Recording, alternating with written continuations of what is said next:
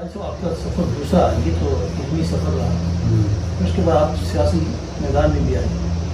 سیاست میں ظاہر طالب علم کے زمانے میں JTI میں جمعیت علماء اسلام میں رہے، صدر رہے آپ کو شوق و جذبہ تو وہی ہے، اور آگے کی سیاست میں کس طریقے سے حضرت یہ ہم نے جو اکابرین دیکھے تھے تو ان کو دیکھنے سے کوئی ترغیب نہیں ہوتی تھی کہ ہم جمعیت علماء اسلام کے ساتھ وابستہ ہو گئے.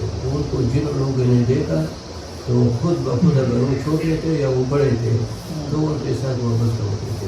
ہم نے حضرت مولانا مفتی محمود رحمۃ اللہ علیہ ان کو دیکھا، حضرت مولانا غلام حسین رحمۃ اللہ علیہ ان کو دیکھا. اسی طرح ہم نے جمعیت علماء اسلام اور باقی دیگر اکابرین، پھر ہم نے جو وہاں پر تعلیم قرآن اور پنڈی میں دور تفصیل پڑھا، اور وہاں پر شیخ القرآن صاحب، پھر شاہ منصور میں دور تفصیل پڑھا. انہوں نے 1970 میں باقاعدہ کمیشن کا الیکشن کیا تھا. تو جب اساتذہ ان کا نظریہ ایک جماعت کی طرف وہ ہوتا ہو تو آٹومیٹک اور خود بخود وہ شاگردوں کا متعلقین کا نظریہ وہ بن جاتا ہے. تو اسی وجہ سے پھر جب دارالعلوم حقانیہ اپنا خٹک میں دور حدیث میں تھا تو وہاں پر انہوں نے بغیر مقابلے کے متفقہ طور پر تمام مدرسے نے متفقہ طور اس میں مولانا فضل الرحمان صاحب اس وقت وہ موقوف نلے میں تھے اور میں دور حدیث میں تھا. مولانا اکبری علماء اسلام پاکستان کے صدر تھے، مولانا فضل الرحمان صاحب ضلع کے صدر تھے، اور اس وقت ہمارا جاوید ابراہیم پراچا وہ صوبے کا صدر تھا، اور مولانا صاحب ضلع کے صدر تھے، میں یونٹ کا صدر تھا.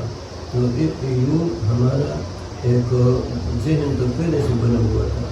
اور جب آپ کو معلوم ہے کہ تعلیم کے دوران JTI سے وابستہ ہوتے ہیں، جب دورانیہ تعلیم ختم ہوتا ہے تو آٹومیٹک جمعیت علماء اسلام میں آ جاتا ہے.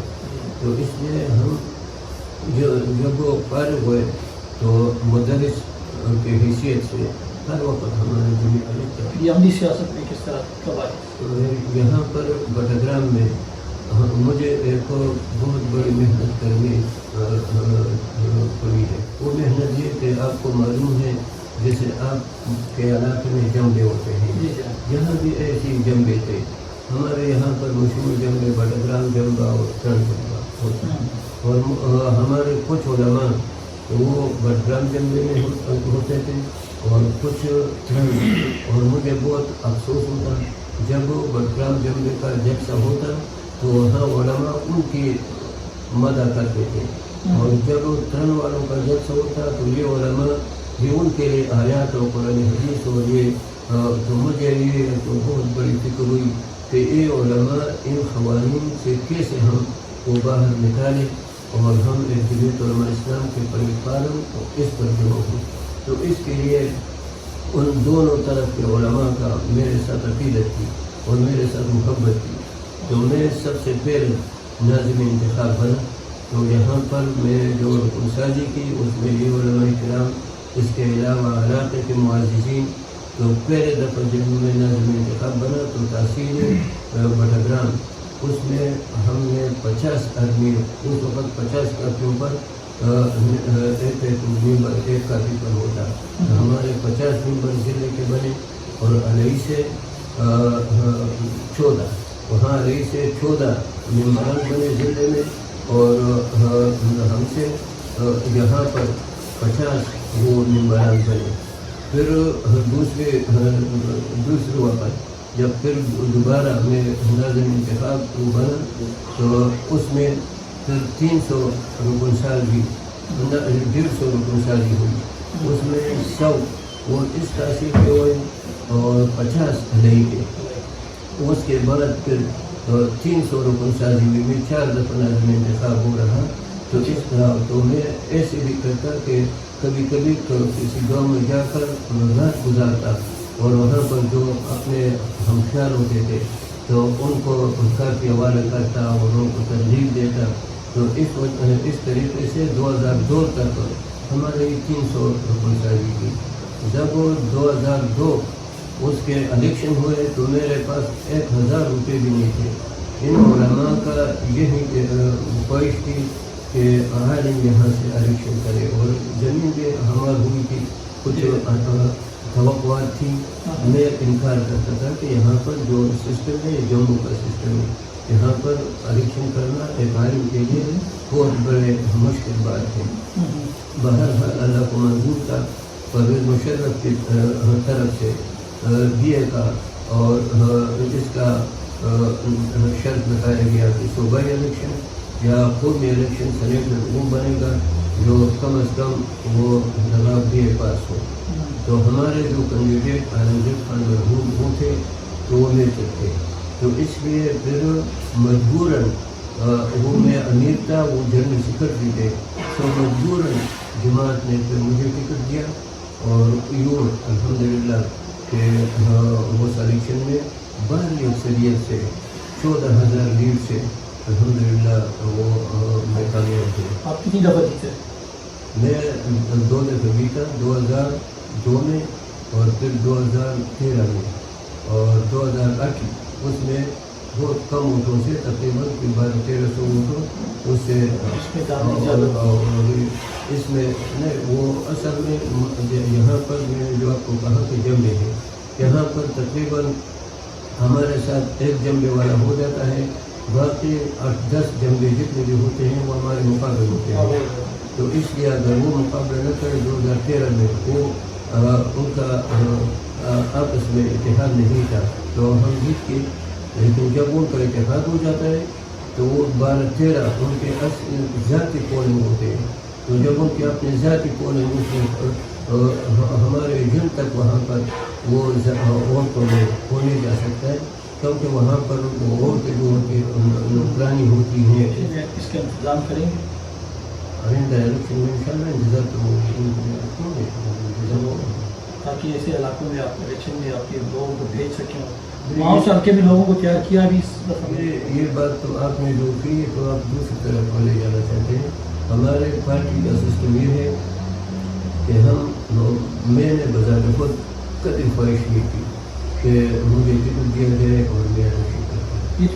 ये यहाँ पर हमारे जो तहसीलें हैं वो अंजाम तजवीज़ करते हैं, फिर ज़िला उस पर गौर करता है, फिर वो सूबे को जाता है, फिर सुबह मरकज़ से मशवरा करता है, मरकज़ को भेजता है। हमें भाई साहब ये सारा निज़ाम, हमें उम्मीद है कि इंशाअल्लाह टिकट आपको मिलेगा, क्योंकि आपकी जो यहाँ पर काम है, आपका तारुफ है, और आप एक सेटअप बना चुके हैं और बन चुका है। ज़ाहिर है अब इस तरह सेटअप बना हुआ जो होता है उसको कोई आदमी हिलाता है, छेड़ता है तो वो ड्रामे से नीचे गिर जाता है, ख़राब हो जाता है, तो दूसरा आदमी उसको फिर कवर नहीं कर सकते इतने जल्दी। तो सर पर इलेक्शन है, ज़ाहिर इलेक्शन के मौके पर ऐसी हरकत तो करना मेरे नज़दीक तो ये अच्छा नहीं रहेगा, नुकसान करेगा। तो ज़ाहिर है अब उम्मीद तो आप ही से होगी, और अगर आप जिस तरह आप कहते हैं कि आपकी ख्वाहिश नहीं है तो आप किसी और की ख्वाहिश भी हो, लेकिन जहाँ पर ये लोग इनके अपने पोलिंग एजेंट हैं या पोलिंग स्टेशन इनके अपने बनाए हुए हैं, तो वहाँ तक ज़ाहिर है आपने तो प्लानिंग करनी होगी ताकि वहाँ जाकर हमारे लोग इनको धांधली कर देना छोड़ें ताकि हमारे कैंडिडेट जीत जाए। पहले जो हमने इलेक्शन किए हैं और आइंदा जो इलेक्शन आ रहा है वो कदम, तो इसमें फ़र्क है। 2002 में यहाँ पर कोई न आलिम न कौन से आदमी तैयार नहीं हो रहा था और न किसी पर इत्तेफाक हो रहा था, तो इसलिए उन्होंने मुझे इम्तिहान के तौर पर, आजमाइश के तौर पर आगे किया। उसके बाद फिर ये तीनों इलेक्शन वो मैंने जो किए ये जमात के ख्वाहिश में 2008 में भी, 2013 में भी और 2018 में। वो शायद आपको मालूम होगा कि हम 3 हज़रात यानी मैं और आलमगीर खान और मौलाना रशीद अहमद, हम तीनों ने मौलाना साहब को इख्तियार दिया कि जी आप जिसको टिकट देना चाहते हैं आप उसको टिकट दे दें और हम उसके साथ ताउन करेंगे, हम मुखालफत नहीं करेंगे। मौलाना साहब ने मेरे बारे में वो फैसला किया, तो मैंने तो इख्तियार उनको दिया था कि मैं कारकुन हूँ اور آپ جماعت کی اور جو آپ کو تو آئندہ بھی میں اسی کا مظاہرہ کروں گا. اگر صوبائی جماعت اور مرکزی جماعت انہوں نے کوئی اصرار کی تو ٹھیک ہے, ورنہ اب تو کافی لوگ امیدوار ہیں. امیدوار تو حرت نہیں, خواہش تو حرت نہیں, میری بھی خواہش ہے, سب کی خواہش ہوگی, لیکن خواہش ہوتی ہے, خواہش ہوتی ہے. اصل چیز ہوتی ہے جماعتی جو لوگ ہوتے ہیں, نظریاتی لوگ ہوتے ہیں, نظریاتی لوگوں کے لیے یہ ہوتا ہے کہ وہ دیکھتے ہیں کہ ہمارے نظریہ کا آدمی کون اس جگہ سے مناسب اور جیت سکتا ہے. کیونکہ ہم تو جماعتی لوگ ہیں, ہم کہتے ہیں جماعت کو فائدہ ہو, یہ کہتے ہیں میری ذات کا فائدہ, ایک ہے جماعت کا فائدہ. اگر آپ بھی دیکھیں گے کہ جماعت کو کس چیز سے فائدہ ہے, آپ کے کھڑے ہونے سے فائدہ ہے یا کسی اور آدمی کے آنے سے فائدہ ہے. تو یہ جو چیزیں اصل یہ ہے نظریاتی لوگوں کا, تو یہ ہوتا ہے کہ جماعت کو فائدہ کس سے ہوتا ہے. تو خواہشیں تو سب کی ہوں گی, تو خواہشات کے اوپر عمل کرنا تو دنیا میں تو ہو ہی نہیں سکتا, آخرت میں خواہشیں پوری ہوں گی. لیکن یہ ہے کہ جماعت جو جس آدمی کو منتخب کرنے کے لیے انتخاب کے لیے بھیجے گی تو ظاہر ہے انتخاب کے لیے تو کوئی ایک ہی ہوگا, سارے پہ نہیں آ سکتا. اس میں تو اگر آپ کا نام آ گیا تو آپ تیار ہیں. تو پہلے تو اپنے جو کارکن ہیں ان کے جذبات کو بھی دیکھیں گے کہ ان کے کیا جذبات ہیں, اور اس کے بعد پھر صوبائی اور مرکز کا فیصلہ اس کو دیکھیں گے.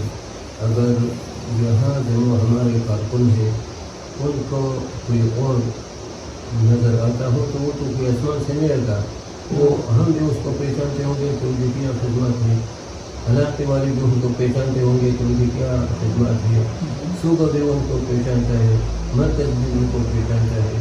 تو اگر ایسے کوئی وہ سامنے آیا اور ہم نے محسوس کیا کہ واقعی یہ جمعیت علماء اسلام کا بیڑا اٹھا سکتا ہے, تو ہم نے یہ تو کوئی ٹھیکہ نہیں آیا کہ یا ہمارے کوئی ایسے کوئی جیسے چیمبر سسٹم ہوتا ہے اور جیسے خان قوانین کا جو نظم ہوتا ہے اس طریقہ نہیں. اور اگر پھر کارکنوں کا بھی اصرار ہوا, صوبے کا بھی اصرار ہوا اور مرکز کا بھی اصرار ہوا تو پھر اللہ کی طرف سے امداد کی توقع کریں گے, اللہ کی طرف سے امداد. 2 دفعہ میں نے بتایا اور اس میں کام بھی کیا ہوں, تو ظاہر ہے انسان کو جب کام کرتا ہے تو امانت سے, دیانت سے, صداقت سے کام کرتا ہے, اس کو کچھ نہ کچھ امید ہوتی ہے, مطمئن ہوتا ہے دل. آپ نے جتنی خدمت کی اس قوم کی پھر مطمئن ہے.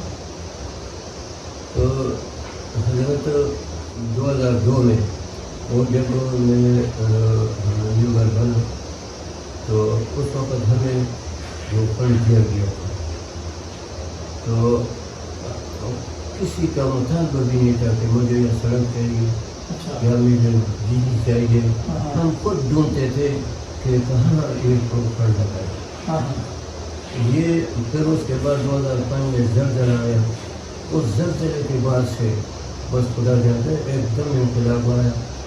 تو پھر اس کے بعد 2008 میں ہمارے پاس رسید ہوئی تھی, 2013 میں جو فنڈ ملا وہ الحمدللہ ہم نے مستحقین تک پہنچایا. اور یہ بھی ایک تحریری نعمت کی جوڑ پر آپ کو بتاتا ہوں کہ حکومت کی طرف سے ہر ممبر کے لیے 6% کمیشن ہوتا ہے. یہ کمیشن کا نام ہی برا ہے, ورنہ یہ حکومت نے اس لیے ممبر کو دیا کہ یہ نگرانی کرے, یہ وہاں پر جائے, اس کا خرچہ ہوگا. تو میں نے 5 سالوں میں جو آخری سال تھا اس میں جو میرا کمیشن وہ بنتا تھا وہ 63 لاکھ روپے تھا. مجھے ایک سین نے PWD نے فون کیا کہ آپ کے کوئی پیسے ہیں اس کے ساتھ کیا کریں. میں نے کہا کہ کتنے ہیں؟ اس نے کہا 63 لاکھ روپے ہیں. میں نے کہا یہ کس چیز کے ہیں؟ میں اس وقت قاری سلیم صاحب کے علاقے میں تھا, ٹکری میں, تو گاڑی میں تھا. تو میں نے کہا یہ پیسے کس کے کیسے ہیں؟ تو اس نے کہا یہ تو جو آپ نے اسکیمیں کی ہیں یہ ان کا کمیشن ہے. میں نے 8 اسکیمیں وہ ان کو دی اور میں نے کہا ان 63 لاکھ روپوں سے یہ اسکیمیں کریں. تو انہوں نے وہ اسکیمیں کی. اب بھی الحمدللہ آپ PWD اور اس کے ایکشن سے پوچھیں, اس لیے سے پوچھیں, حالانکہ تمام اکثر ممبران اکا دکا کروا لیتا ہوں، لیکن باقی لوگ کمیشن دیتے ہیں۔ لیکن اگر وہ کمیشن میں لیتا اس کے لیے حکومت کی گنجائش رکھیے، لیکن پھر لوگ کہتے ہیں کہ دیکھو آپ علماء بھی کمیشن لیتے ہیں اور قوانین بھی لیتے ہیں، آپ کا اور ان کا کیا فرق؟ تو الحمدللہ میرے وجہ سے ابھی تک میرے جو یہ سیکرٹری ہے سعادت ہمارا بھائی ہے، یہ ایسے نہیں کہ ہمارا کوئی ملازم ہے، یہ جی ٹی آئی میں رہا ہے، جمعیت علماء اسلام کا رکن رہا ہے، تو میرے ساتھ اس کی عقیدت ہے۔ تو جب مجھے فنڈ ملا اور یہ لوگ کام کر رہے تھے تو میں نے اس کو ایک دفعہ کہا اس آپ کے سامنے، میں نے کہا اگر آپ نے کہیں پرمٹ بنایا، لائسنس بنایا تو اسی وقت سے پھر آپ میرے ساتھ نہیں ہوں گے، کیونکہ لوگ پھر کہیں گے کہ یہ کام تو قاری صاحب کا ہے، یہ تو اس کا نہیں، اور حالانکہ آپ اپنے نام پر اور اپنے لیے کام لیتے ہوں گے، تو اس لیے یہ میرے ہوں گی اور میری بدنامی سے علماء بھی بدنام ہوں گے۔ تو حضرت میں نے علماء کا، قبلی کا، جمعیت علماء اسلام کا، اور یہاں پر اکثر اس علاقے میں میرے شاگرد ہیں، متعلقین ہیں، میں نے ان کا علاج رکھا ہے، اور انشاءاللہ آئندہ یہ کوشش ہوگی کہ میرے وجہ سے جمعیت علماء اسلام یا علماء کرام یا متعلقین کو کوئی کیس نہ پہنچے۔ آپ نے وقت دیا، بہت مہربانی۔ آپ حضرات نے قاری عمر یوسف صاحب کا تفصیلی انٹرویو سنا، اور آخر میں جو انہوں نے باتیں کی اور جس طریقے سے انہوں نے اپنے فنڈز کے بارے میں کہا، میں نے ان سے پوچھا کہ آپ کچھ مہینے جو کام آپ نے کیے، تو قاری صاحب نے بڑا ہی تسلی بخش جواب دیا، اور جو فنڈ ان کا حق بھی بنتا ہے جو حکومت کی طرف سے، اس کو بھی لا کر اپنے حلقے میں تقسیم کیا، اور وہاں پر ان کے اسکیمیں وغیرہ دی اس کی بھی۔ تو اگر بڑاگرام کے لوگ ان جیسے لوگوں کو اگر منتخب کر کے دوبارہ اسمبلی میں نہیں بھیجتے تو خود اپنا انجام سوچ لیں کہ وہ کس طرف جا رہے ہیں اور کن کے ہاتھوں میں جائیں گے، اور کون لوگ ان کے مستقبل کے ساتھ، فیوچر کے ساتھ کھیلیں گے، اور ان کے جو حلقہ ہے اس کا کیا حشر نشر کریں گے۔ قاری صاحب کے دروازہ ہر وقت کھلا ہے، مدرسہ 24 گھنٹے، یہاں آپ کوئی بھی آدمی اپنی رسائی اس کی ہو سکتی ہے، کسی وقت بھی آ سکتا ہے۔ تو قاری صاحب کا میں مشکور اور ممنون ہوں، انہوں نے وقت دیا، اور آپ لوگوں سے بھی میں یہی خواہش رکھوں گا کہ آئندہ آنے والے الیکشن میں بھی آپ ایسے لوگوں کو منتخب کر کے بھیجیں جو امین بھی ہوں، دیانتدار بھی ہوں، جو اپنے سیکٹری کو بھی کہیں کہ میرے نام پر اگر کوئی کام کیا تو آئندہ آپ میرے ساتھ، آپ کا کوئی تعلق نہیں ہوگا، نہ کہ بہت بڑا قریبی رشتہ اور تعلق ہے ان کا آپس کا۔ اور اسی طریقے سے جتنے بھی کام کیے انہوں نے بڑی امانت اور دیانت سے کیے، اللہ تعالیٰ نے خیر نصیب فرمائے۔